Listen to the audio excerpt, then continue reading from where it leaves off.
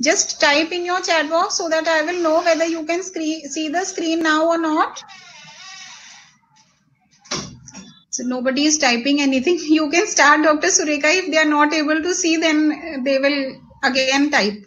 Okay. In the chat box. I can, yes, now they have responded. They can see the screen now. So please start.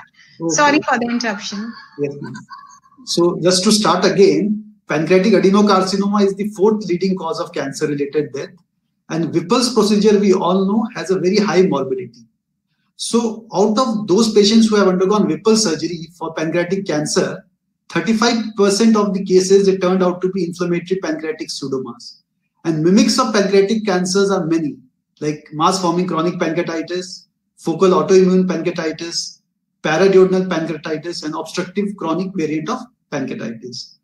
But clinical presentation, risk factors, and lab findings, they overlap. We all know when we come out to our day-to-day practice, these three parameters, they don't help very much.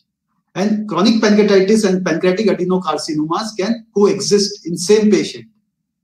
So it is very important to know what are different types of chronic pancreatitis. First is autoimmune pancreatitis, then we have groove pancreatitis, tropical pancreatitis, hereditary pancreatitis, pancreatitis in ectopic pancreas, pancreatitis in cystic fibrosis, pancreas division may be associated with pancreatitis. There may be other uncommon obstructive causes of pancreatitis or ascaris-induced pancreatitis. So I will try to briefly touch upon autoimmune pancreatitis, groove pancreatitis, tropical and hereditary pancreatitis, which is very important for one to know these entities. So autoimmune pancreatitis, how you diagnose these cases? There can be parenchymal changes or ductal changes. Parenchymal changes, we all know, there may be pancreatic enlargement, which can be diffuse or focal. There is sausage-shaped appearance of the pancreas. There is halo around the pancreatic tissue. There is delayed enhancement, dotted enhancement. There is no vascular invasion, no lymphadenopathy, and duct penetrating sign is usually seen in cases of autoimmune pancreatitis. We will see one of these signs in the upcoming slides. And ductal changes, what you see in autoimmune pancreatitis is there are long segment involvement of the pancreatic duct. And there are multifocal strictures or substenosis, and the ductal dilatation is usually less than 5 millimeters. Side branches, they usually arise from the strictured segment. And there is intrapancreatic CBD narrowing. And of course, you can see the duct penetrating sign. And there is the duct enhancement sign where you can see the enhancement of the main pancreatic duct. These are few examples of the autoimmune pancreatitis. You can see sausage-shaped enlargement of the pancreas. You can see a peripancreatic halo around the pancreas with loss of lobulations. You can see multiple subfocal stenosis with not so much dilatation of the pancreatic duct. And you can see the strictured segment or showing origin of the side branches. That is, the side branches, they are arising from the strictured segment of the pancreatic duct. So other entity, which is groove pancreatitis. So if you see carefully in these images, there is a sheath of soft tissue between the duodenum and the pancreatic head. So this should not be confused with pancreatic adenocarcinoma. This is a variant of chronic pancreatitis, which is also known as groove pancreatitis. Why does this entity occur? This is because there is functional or anatomic obstruction at the minor papilla. There is Brunner gland hyperplasia at the minor papilla, or there may be heterotopic intraduodenal pancreatic tissue. So what happens is there is multiple cysts which are seen around the medial wall of the duodenum, which can lead to duodenal stenosis, and there is fibroinflammatory sheath-like soft tissue between the duodenum and the pancreatic head. Another type of chronic pancreatitis is tropical pancreatitis. It has a young age at onset, and mostly it is linked with malnutrition, with pancreatic ductal anomalies and food toxicities like cassava poisoning, and possible genetic mutations of SPINK and CFTR mutation. The characteristic feature of this entity is there is usually no history of alcohol consumption or biliary tract disease, and you can see multiple large intraductal stones in this dilated main pancreatic duct. So when you see this large intraductal calculi, think of tropical pancreatitis. Another form of chronic pancreatitis is hereditary pancreatitis. When should you think of this entity? Hereditary pancreatitis should be suspected in any patient who has suffered at least 2 attacks of acute pancreatitis for which there is no explanation. And typically, if you see, you will see bullseye calcification. If you just change the window settings, and if you see the calcification, you will see a non-calcified central core. This is also known as bullseye calcification. So if you see this image, you may misdiagnose it as a pancreatic cancer. But just if you just do the bone window settings, these are most likely cause of hereditary pancreatitis. But important thing is there is 50 to 70-fold increased risk of pancreatic cancer in these patients. So these patients need to be followed up. So one more important variety is obstructive form of chronic pancreatitis. Why does it happen is pancreatitis of this variant is due to pancreatic tumors such as adenocarcinoma, lymphoma, and metastasis. That is coexistence of tumor as well as pancreatitis. When do you suspect this entity? When there is disproportionate dilatation of the main pancreatic duct, when there is disproportion between the size of the head and the body. That is, the head is substantially bulkier than the body and tail of pancreas. And of course, when there is lymphadenopathy and vascular invasion. So if you see this case carefully, you might think of it as a necrotizing pancreatitis.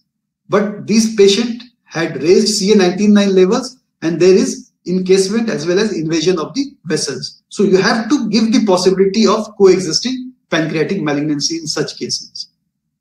So now what I'm going to show you is important signs in pancreatic cancer and important signs in chronic pancreatitis, which will help you in day-to-day reporting. So first I will show you some signs in pancreatic cancer. So we all know that double duct sign when there is dilatation of common bile duct as well as the main pancreatic duct.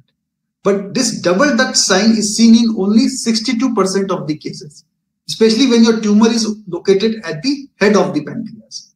But sometimes what happens is there is a sign which is known as 4-segment sign. What is this sign is? There is visualization of short segment of biliary as well as the pancreatic ducts, distal as well as proximal to the pancreatic mass. So this is a 4-segment sign which is again highly suggestive of a pancreatic tumor. So apart from 2 ducts and 4 duct sign, you can also see a single duct sign. That is, if the tumor is sitting just above the pancreatic duct, so it will just cause dilatation of the common bile duct. And if it is just sitting at the duct, main pancreatic duct, it will not lead to dilatation of the common bile duct. So important is you have to identify double duct sign and as well as the 4-segment sign. That is the 4 duct sign. Another important sign is the duct interrupted sign. So what is this sign? The main pancreatic duct within the mass demonstrates complete interruption with upstream dilatation. That is interruption with dilatation. So this is mostly seen in pancreatic adenocarcinoma. But whenever you see main pancreatic duct which is not dilated or which shows penetration within the mass, then you should first think of inflammatory lesions. But if there is obstruction as well as cutoff, as well as upstream dilatation, it is a duct interrupted sign which is more suggestive for pancreatic ductal adenocarcinoma. Like in this case, there is abrupt cutoff as well as upstream dilatation. So this is duct interrupted sign. So think of pancreatic malignancy. Now coming to another sign which has recently been described, which is the corona sign. What is corona sign? Corona sign is dilated side branches located exclusively outside the mass. That is, the side branches are outside the tumor. But if the dilated side ducts are within the lesion or located both inside and outside, first think of inflammatory lesions. And if you see the dilated ducts, especially outside the lesion, think of a pancreatic malignancy. Like in this case, dilatation of both CVD and the main pancreatic duct giving a double duct sign.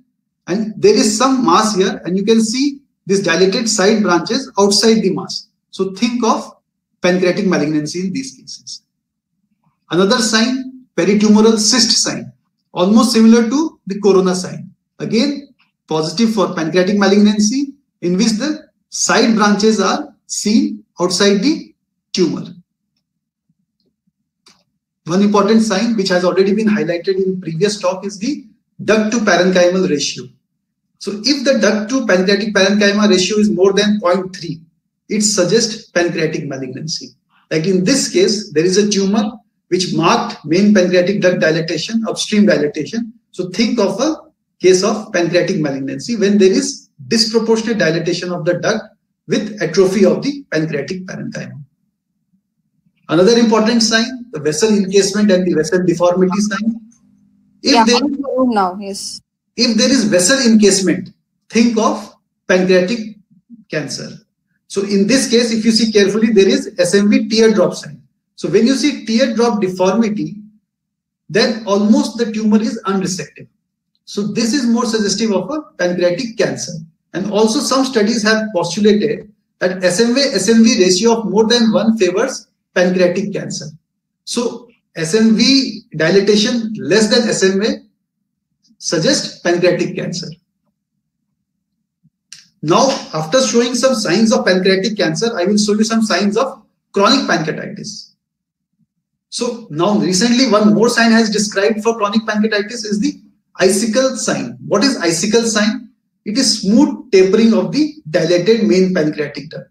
So this is a cartoon picture showing a frozen water falling. So if you see carefully, there is narrowing at the one end and broadening at the other end. So if you see this type of tapering of the duct, so think of chronic pancreatitis. It is mostly seen in mass-forming chronic pancreatitis due to centripetal pattern of extrinsic compression. While this pattern, if you see duct, uniform dilatation with abrupt cutoff, think of pancreatic malignancy. So this example, if you see there is smooth narrowing and tapering of the duct, think of autoimmune pancreatitis or inflammatory type of chronic pancreatitis. While if you see abrupt cutoff and upstream dilatation, think of pancreatic cancer. Another important sign which has recently been described is the duct attraction sign. So what is this sign? It is dilatation of the common bile duct with pulling towards the pancreatic lesion. So what happens in this is there is CVD attraction towards the mass plus stricture as well as the dilatation. So if you see this type of pattern in which the CVD is pulled towards the mass, think of inflammatory lesion because there is lot of fibrosis around it. So an example, you can see this dilated CVD with narrowing and it has a tenting or kinking towards the lesion. So this type of picture is mostly seen in inflammatory lesions, but sometimes you might also see in pancreatic malignancies. Another important sign is duct penetrating sign, in which you see a non-obstructed, smoothly stenotic or normal appearing main pancreatic duct penetrating the tumor. That is, you will see a portion of a thinned out pancreatic duct within the tumor. Again, this suggests inflammatory pancreatic pseudomas. So like in this case, there is narrowing as well as penetration of the duct within the lesion. So think of duct penetrating sign. So important is, this is my almost second last slide. So how do you differentiate cancer from chronic pancreatitis? So if you have a pancreatic mass and if you see these signs, duct penetrating sign, icicle sign, loss of lobulations, hypodense rim, displacement of vessels, think of inflammatory pathology like autoimmune pancreatitis or groove pancreatitis. While if you see abrupt main pancreatic duct cutoff, extra pancreatic invasion, encasement of vessels and 4-segment sign, think of a pancreatic cancer.